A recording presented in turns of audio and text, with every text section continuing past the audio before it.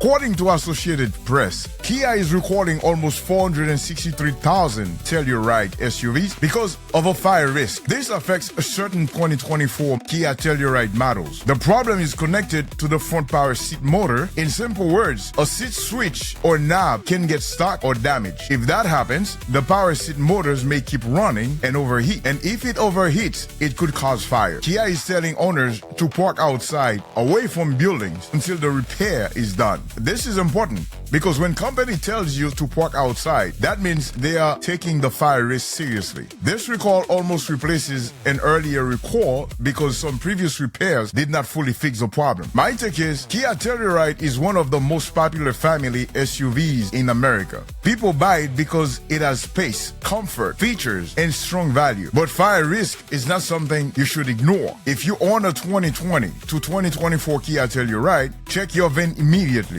Do not wait for the letter. Don't assume your vehicle is fine. The car industry is changing faster than many brands expected. Kia shows us that recalls still matter, even on popular family SUVs. German brands show us that old reputation is not enough anymore. China shows us that even when the home market slows down, exports can become a weapon. The US government shows us that vehicles data is now part of national security. Nissan shows us that brand image matters. And Chery shows us that Chinese automakers are building global power. Ferrari shows us that luxury brands cannot forget emotion.